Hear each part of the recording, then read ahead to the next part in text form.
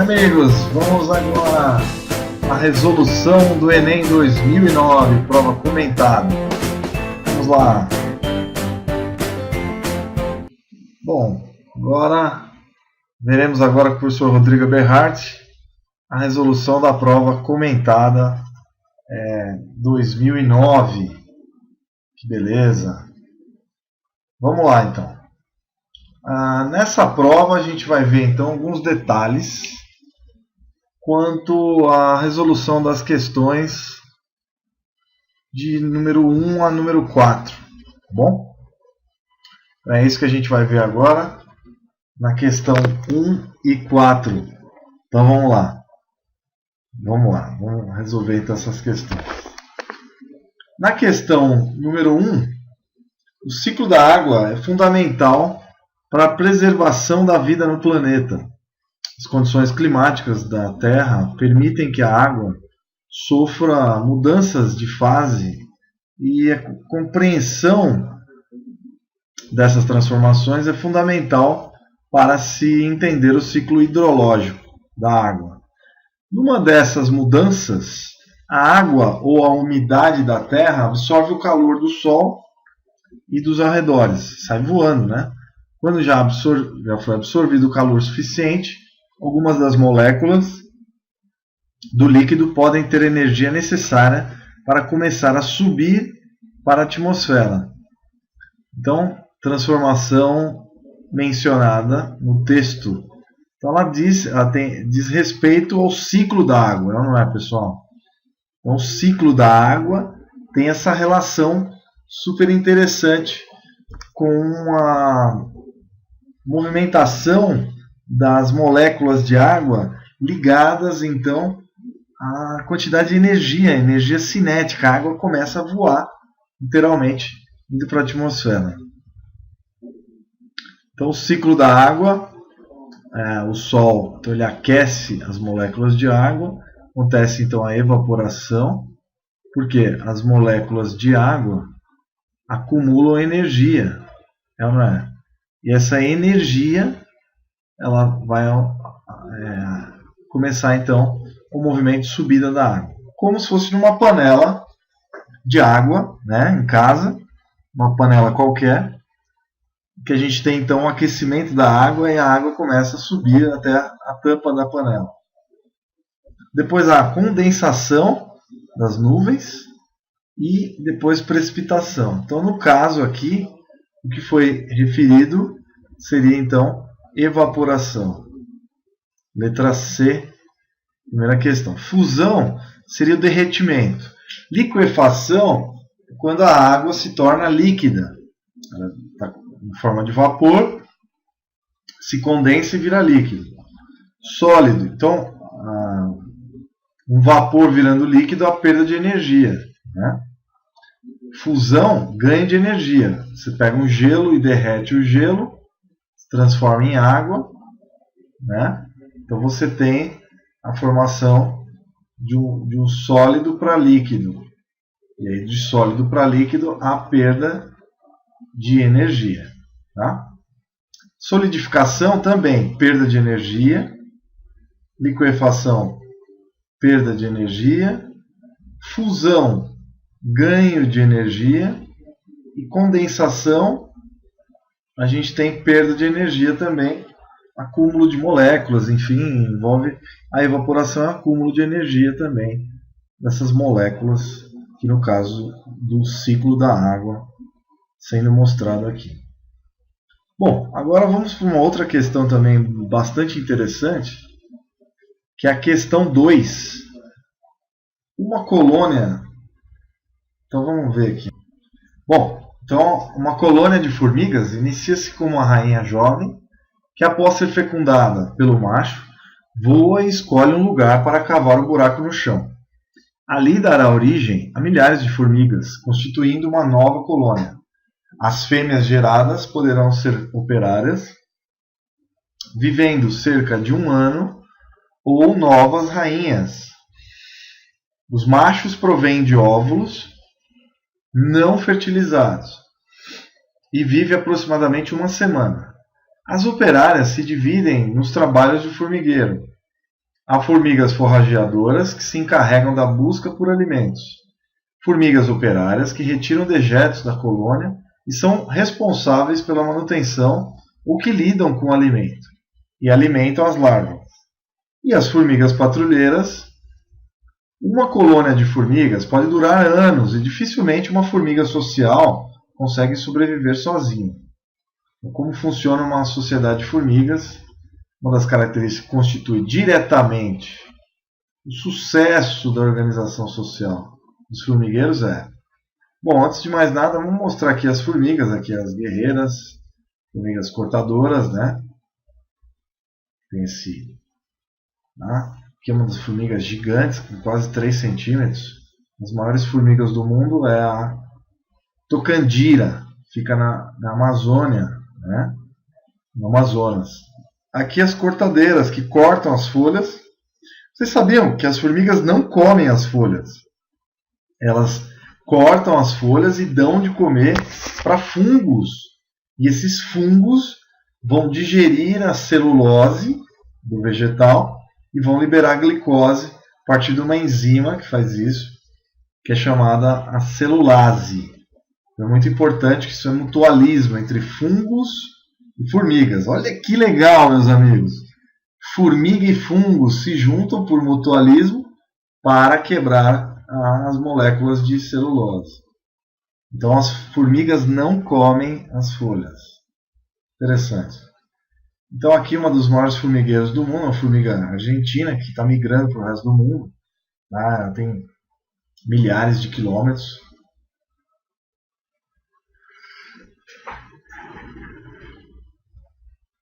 Aqui a gente pode ver um cupinzeiro. Cupim também é demonstração de sociedade. As formigas também, mostrando a colmeia hexagonal, ó, perfeita, tá? Ela tem essa forma com 6 lados, cada casulo. Veja só, os casulos são geométricos, espetaculares. Tem as formigas guerreiras, formigas operárias, que são normalmente sociedades de fêmeas, tá? Tanto as abelhas como os cupins e também as abelhas, né? Bom, aqui a gente está vendo as operárias, as guerreiras e aqui as rainhas, né? É muito interessante a disposição desses animais. Então, essa sociedade com divisão de tarefas que proporciona, então, uma maior possibilidade de sobrevivência. Então, na A divisão de tarefas entre as formigas e a organização funcional da colônia. Então, essa divisão de tarefas proporciona, então, uma maior organização funcional da colônia e, por consequência, colônia de formigas, essa divisão de tarefas é chamada de sociedade. Nós temos também, cada um tem uma função na sociedade, né? A gente tem isso também, por isso que nos damos tão bem na natureza, o ser humano principalmente, né? As formigas também se dão muito bem. Vamos ver a terceira questão agora, uma questão de biologia, falando de nutrientes. Vamos lá. Arroz e feijão formam um par perfeito, pois fornecem energia e aminoácidos e diversos nutrientes. O que falta em um deles pode ser encontrado no outro. Por exemplo, o arroz é pobre no aminoácido lisina, que é encontrado em abundância no feijão. E o aminoácido metionina é abundante no arroz e pouco encontrado no feijão. Então, por exemplo, o arroz é pobre em aminoácido lisina, que é encontrado em abundância no feijão. E o aminoácido metionina é abundante no arroz e pouco encontrado no feijão. A tabela seguinte apresenta informações nutricionais desses dois alimentos. Então, arroz e feijão. Uma colher de sopa. Calorias, 41 quilocalorias, 41 mil calorias, né? E 58 mil calorias, uma colher de sopa. Carboidratos, 8,7 gramas e 10,6 gramas. O feijão tem mais açúcar do que o arroz. Proteínas, 0,58 gramas do arroz e 3,53 do feijão. Lipídios, 0,73 gramas e 0,18 gramas. Muito pouco gordura, né? E colesterol, 0 para os dois. Então, arroz e feijão, par perfeito. Vamos ver aqui como que é a plantação de feijão, né? E plantação de arroz. Aqui de arroz, ó. Plantações de arroz bem alagados, os terraços da China. Aqui embaixo no Brasil, arrozais que são gramíneas, né? São consideradas gramíneas, primas da grama. Aqui o feijão, que é um legume, leguminosa, importante. Então, e aqui o prato de arroz e feijão. E a Embrapa, a empresa brasileira de pesquisa agropecuária, inclui o arroz e feijão, que é a nossa tradição, né? Delícia. Eu fui fazer essa aula para vocês hoje, eu até preparei um feijãozinho especial. E é o amor do brasileiro, é o arroz e feijão, paixão nacional. Claro que nem todo mundo come, eu não gosto, mas a maioria, talvez mais de 90% da população come, né? Bom, os carboidratos contidos no arroz, eu adoro. Os carboidratos contidos, então, no arroz são mais nutritivos que do feijão? Não, nutrição, os dois são nutritivos, né? São iguais, só que o feijão ganha, né? B. O arroz é mais calórico que o feijão por conter mais quantidade de lipídios. Não, o arroz não é mais calórico que o feijão é mais calórico. C. As proteínas do arroz têm a mesma composição dos aminoácidos, aqui faltou dos aminoácidos que as do feijão. Então, as proteínas do arroz têm a mesma composição dos aminoácidos que as do feijão. Não. Aminoácidos são formadores de proteína. Né? Então, as proteínas são formadas por aminoácidos. Tá? Então, são 20 tipos de aminoácidos. E o arroz e feijão contém os aminoácidos de cadeia ramificada, tão importantes. Os BCAAs. As proteínas de arroz têm a mesma composição dos aminoácidos? Não. Tem diferenças, como a gente já viu no texto. O arroz é pobre em lisina, que é rico no feijão, e o aminoácido metionina é abundante no arroz e pouco encontrado no feijão. Então, o texto já te disse, aqui está errado, errado e errado. A D. A combinação de arroz e feijão contém energia e nutrientes e é pobre em colesterol. Verdadeiro. 2 colheres de arroz e 3 de feijão são menores, são menos calóricas que 3 colheres de arroz e 2 de feijão. Bom, 2 colheres de arroz, 3 de feijão são menos calóricas que 3 colheres de arroz e 2 de feijão. Não necessariamente, né? São menos calóricas. Deixa eu ver. 3 de feijão. Não, são mais calóricas, né? Só batendo o olho aqui. Se o feijão é mais calórico, então está errado também. Letra E. Não precisa nem fazer cálculo. D está correto. Tá?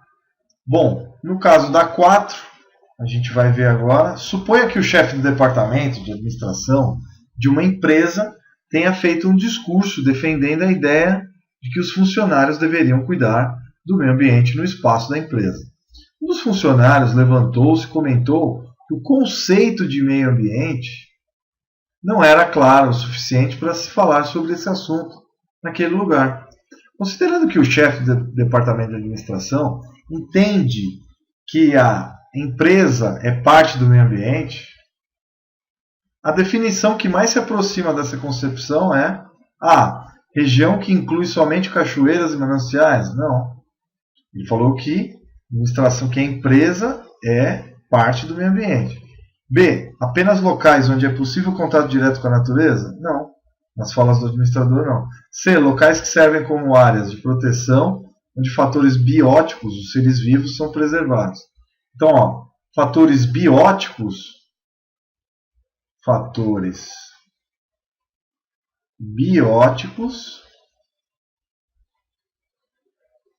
são os seres vivos, representam os seres vivos.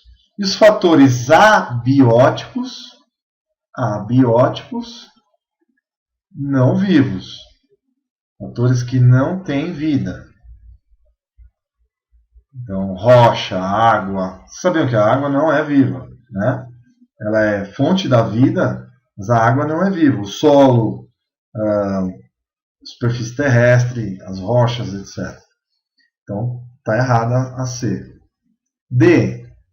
O escritório, a empresa, apenas os grandes biomas, como Mata Atlântica? Também não. Então vai sobrar o quê? Letra E, de Eberhard. E. Qualquer local que haja relação entre os fatores bióticos, que são os seres vivos, bactérias, protozoários, fungos, vegetais e animais. Certo? E os fatores abióticos, que não têm vida, armário, armadeira, as mesas, os computadores, também fazem parte do ambiente. Tudo que está na biosfera, na Terra, tem a ver com os ecossistemas. Tá? Aqui, a Terra, planeta Terra, né? A gente está vendo aqui a Terra, aqui a Amazônia, aqui o escritório do Google, né? Aqui o mar, aqui os ecossistemas, os biomas, conjuntos principais de ecossistemas, aqui o ambiente marinho. Estou mostrando uma diversidade. Aqui escritórios, cidades estão no meio ambiente, elas estão dentro do ecossistema. Aqui São Paulo, uma tomada aérea, aqui São Paulo à noite, está dentro do meio ambiente. E por consequência, está dentro do conceito de ecossistema. Fatores bióticos e fatores o quê? Abióticos. A gente está misturado o fator abiótico, a parede, as portas, os computadores, o chão, o sofá, etc. E os seres vivos estão lá, bactérias, o ser humano, os fungos que convivem com a gente. Então, de maneira geral, resposta à letra C. Então, a gente teve uma ideia nessa prova do Enem de como caem então questões de ecossistemas, questões de meio ambiente. A gente viu o ciclo da água, ecologia, interações biológicas, composição dos nutrientes e também ecossistemas. Então aqui a gente viu questões basicamente de biologia. Foi isso que a gente viu aqui, né? Tá bom? Então tá aí nessa primeira análise, questões de biologia. Nossa, tá horrível minha letra, né? Aqui. Então, foi isso que a gente viu aqui, biologia no Enem, tá bom? Então, tá aí, um grande abraço a todos. Espero que vocês tenham gostado dessa videoaula. Estou falando do Enem 2009, prova cancelada. E dentro desse contexto já vimos então, uma aulinha. Só para fazer mais uma análise aqui. A sociedade é uma relação harmônica, tá? Relação harmônica, em que todos os seres vivos, no caso, se beneficiam, tá? Relação harmônica. Então, lembre que ecossistema está ligado ecossistema. Então, a gente vai ter fatores abióticos e bióticos. Fatores abióticos e fatores bióticos, os seres vivos interagindo então com os fatores bióticos, que são os seres vivos, tá? Esses seres vivos então super importantes. Nossa, não está escrevendo, não estou conseguindo ter escrita. Eu vou até apagar aqui. Então, de modo geral é isso, pessoal. A gente viu então as relações ecológicas entre os seres vivos. Tá bom? Grande abraço a todos. Espero que vocês tenham gostado dessa videoaula. Desculpe a letra, mas deu para a gente ver legal essa questão do Enem no primeiro dia. Grande abraço a todos. Tchau, tchau.